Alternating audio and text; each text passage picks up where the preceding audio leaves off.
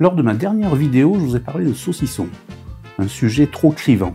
J'ai peur de m'être coupé de ma communauté végane. Donc aujourd'hui, pour rattraper le coup, je vais vous parler de bananes. C'est en 1822 que le roi Louis XVIII goûta pour la première fois des bananes françaises, mais pas de Guadeloupe, ni de Martinique, des bananes de Montpellier. En effet, le trajet était beaucoup trop long pour transporter des bananes. Mais Alire Raffenot de Lille, botaniste et directeur du Jardin des Plantes de Montpellier, les cultivait sous serre. Maintenant, je vais vous donner quelques infos en vrac sur les bananes. Saviez-vous qu'il existe plus de 1000 variétés de bananes? La Blue Java, crémeuse. La Macabou noire, qui devient noire en mûrissant. La Nino, qui fait la taille d'un doigt. La Bourreau, qui a des côtés carrés et un petit goût citronné. Le bananier n'est pas un arbre, c'est une plante. À Okinawa, au Japon, on fabrique des kimonos à base de bananes. Plus de 100 milliards de bananes sont consommées chaque année. Les bananes contiennent du potassium 40, matière radioactive. Il vous faut en manger à peu près 50 pour avoir les doses de radiation d'une radio dentaire. Et pour en mourir, il faudrait en consommer au moins 480. Ça fait beaucoup de bananes. La banane, grâce à la vitamine B6 qu'elle contient, prévient la gueule de bois. Du coup, je bois du rhum banane. L'homme partage 98% de son ADN avec les chimpanzés. Mais saviez-vous qu'il en partage 50 avec les bananes? Étonnant, non? On a tous dans la tête l'image du singe qui mange des bananes.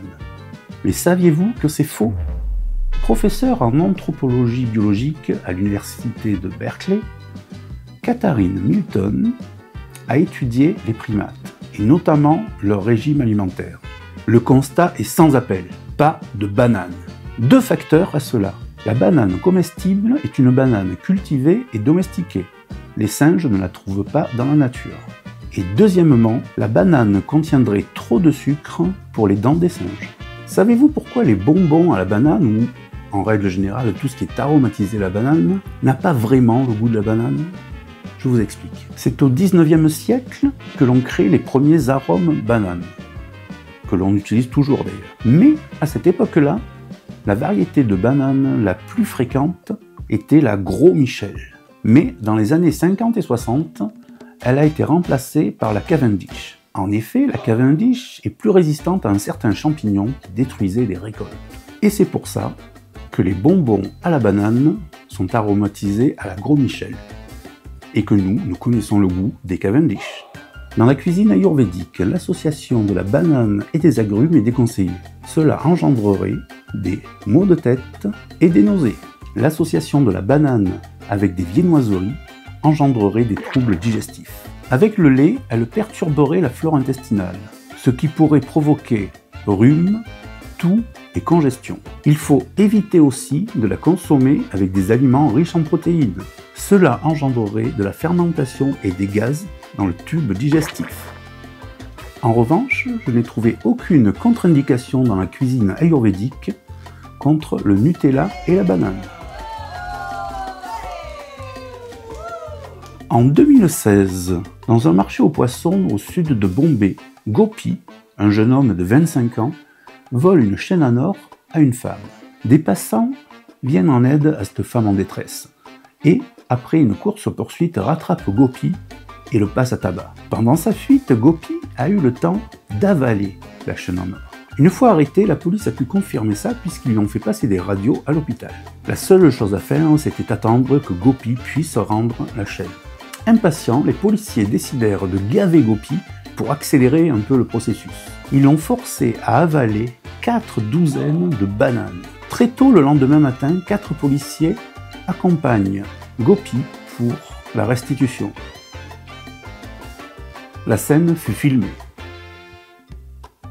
Et à l'issue, Gopi a été obligé de nettoyer et de désinfecter le bijou. En novembre 2023, un homme d'une cinquantaine d'années comparaissait au tribunal correctionnel de Nîmes. On lui reprochait les faits suivants: violence sur conjoint et détention d'armes. Il aurait, je cite, balancé un ventilateur sur sa compagne car elle avait consommé sa drogue. Après l'épisode du ventilateur, il l'a bien sûr tabassée. Le lendemain, il lui cassa le téléphone et la traita de pute.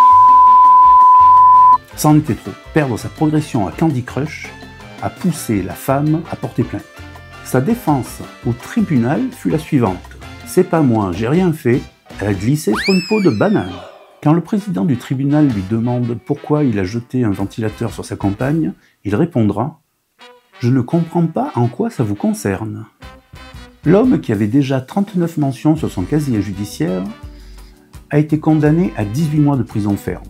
Le président du tribunal dira en conclusion « Monsieur, le tribunal vous trouve dangereux ». Ah bon?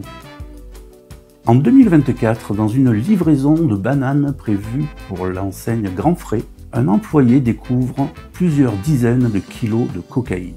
Pendant l'enquête, on découvrira 3 autres sites de l'enseigne qui recevaient ce genre de livraison. C'est à mon avis sur la peau de ce genre de banane que la femme du mec d'avant a glissé.